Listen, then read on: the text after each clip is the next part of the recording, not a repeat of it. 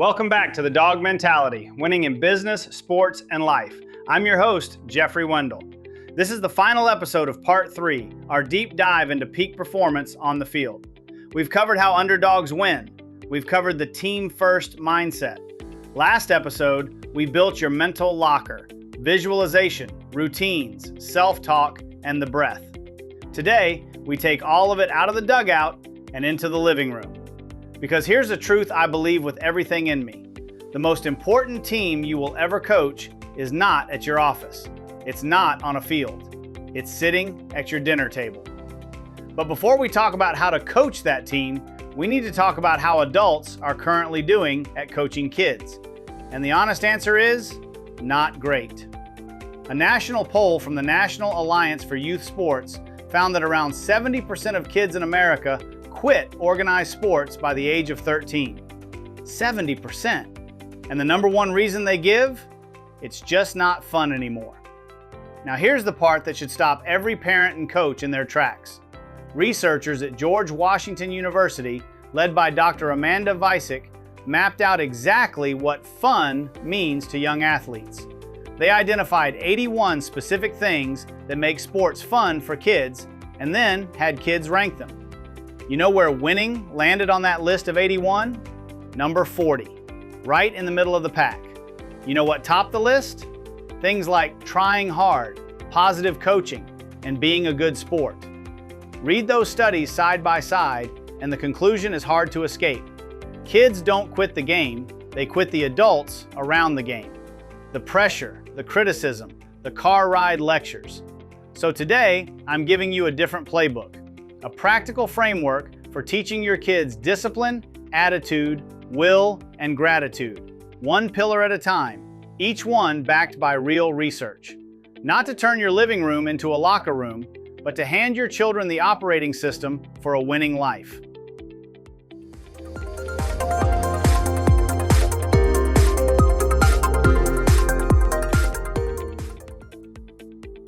Let's start with the D.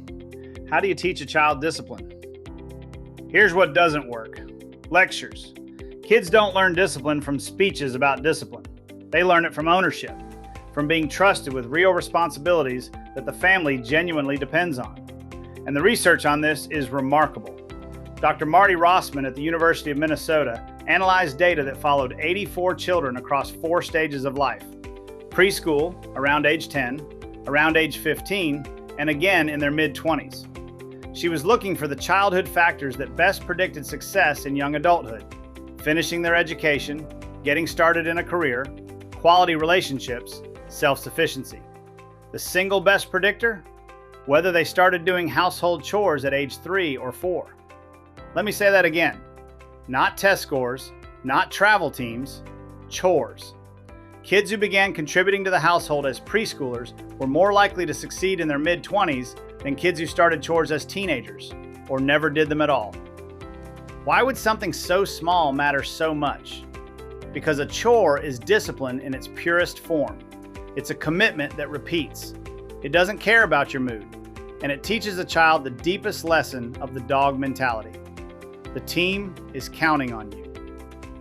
Remember episode 10? When we talked about the New Zealand All Blacks, the most successful team in sports history, and their tradition of sweeping the sheds?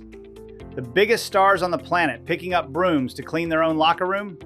That's exactly what you're building at home. So here's the play. Give every child in your house a real job, not a fake job, a real one the family actually needs. A 3-year-old can put spoons on the table. An 8-year-old can pack their own equipment bag. A teenager can own the lawn, the laundry, the dishes. And here's the hard part for us parents. Don't hover and don't redo their work in front of them. Sloppy but owned beats perfect but rescued, every single time. In our house language, nobody is too big to sweep the sheds. Discipline starts with a broom. Pillar 2, attitude. And this one starts with a hard look in the mirror, because your child's attitude is largely a mirror of yours. Let's talk about praise. Most loving parents say some version of the same sentence every day. You're so smart. You're so talented. You're a natural. It feels like encouragement. The research says it's a trap. In a famous series of studies published in 1998, psychologists Claudia Mueller and Carol Dweck worked with fifth graders.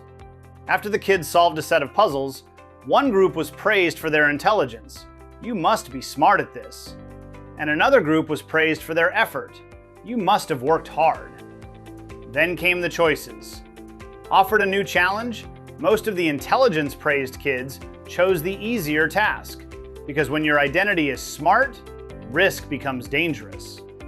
The effort-praised kids overwhelmingly chose the harder challenge. When the puzzles got difficult, the smart kids enjoyed them less, gave up sooner, and their performance actually dropped. And then the most chilling result in the whole study. Asked to report their scores afterward, 38% of the intelligence-praised kids lied about their results, roughly triple the rate of the other groups. One sentence of well-meaning praise, and children start protecting an image instead of pursuing growth. The fix is simple, and it costs nothing. Praise the process, not the person. I love how you kept trying different strategies. Your hard work and practice showed tonight.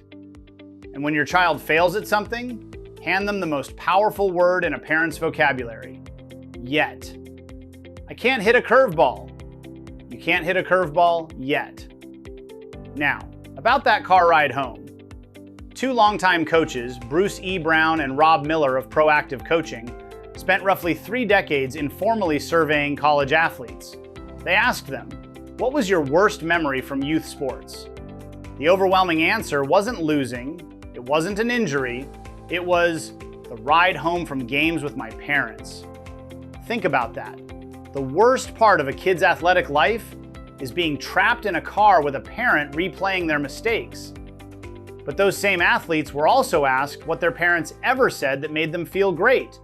And the overwhelming winner, the 6 words every child is hoping to hear, was, I love to watch you play. Not, let's talk about that error in the 3rd inning. Not, why were you so flat tonight? Just, I love to watch you play. That's attitude coaching at the highest level. Win or lose, great game or brutal one, your child learns that their worth in your eyes never touched the scoreboard. Kids who feel that, play free. Kids who play free, keep playing. Pillar 3, will. How do you build grit in a child without crushing the joy out of them? Angela Duckworth, the University of Pennsylvania psychologist who literally wrote the book on grit, has a family policy I think every household should steal.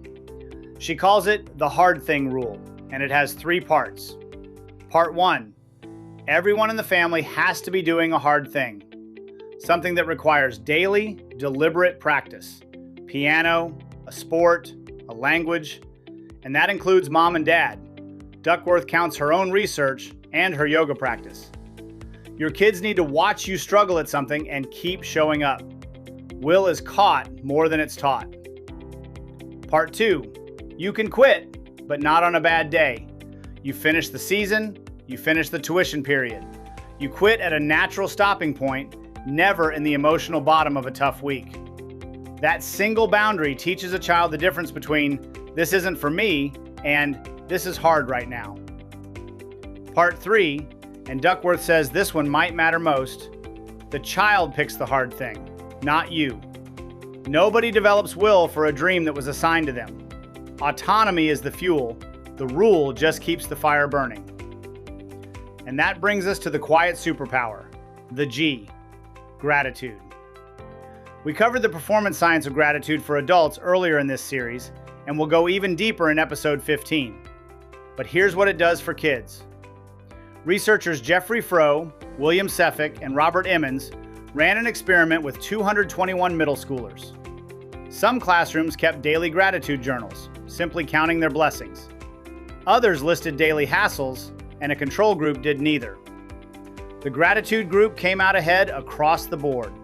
More optimism, higher life satisfaction, less negative emotion, and, wonderfully, they were even more satisfied with school, with the effects still showing weeks later.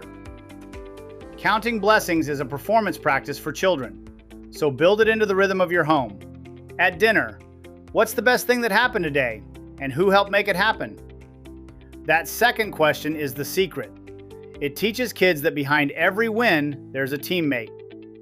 Gratitude and the team-first mindset wired together in one question. After games, try the gratitude version of the post-game interview. Not, how many points did you score, but which teammate came through tonight?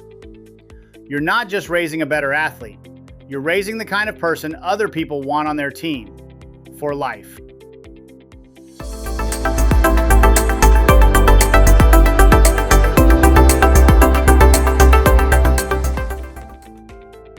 Here is your DAWG Mentality challenge for this week. I call it Family Spring Training. 4 plays, 1 per pillar. Play number 1, discipline. Give every child in your house one real chore they fully own, starting as young as 3. Attach it to the team. This is how you help our family win. Play number 2, attitude. For the next 7 days, praise only effort, strategy, and improvement, not talent. And after your child's next game, performance, or test, say only this: I love to watch you play. Then watch their face. Play number 3, will. Call a family meeting and adopt the hard thing rule. Everyone picks a hard thing, including you. Agree on the natural stopping points. Post it on the fridge. Play number 4, gratitude. Institute one nightly question at the dinner table. What's the best thing that happened today, and who helped make it happen? That's it. No travel team required, no lectures, just discipline, attitude, will, and gratitude. Modeled, practiced, and repeated in the one locker room that matters most. Because here's the truth, parents. You are not raising a batting average. You are raising a future adult, a future teammate, a future leader, a future coach of a family of their own. The wins and losses of a Tuesday night game will be forgotten. The mentality you build in your living room is the legacy that lasts. Next time on the DAWG Mentality, we begin part 4, the final section of our series, where we zoom out to the biggest game of all, your life. We'll talk about faith, family, and health, the 3 pillars of a winning life, and why no championship means much without a strong foundation under it. Until then, remember, discipline, attitude, will, gratitude. Sweep the sheds, say the 6 words, and go coach the team at your dinner table. I'm Jeffrey Wendel. I'll see you next time.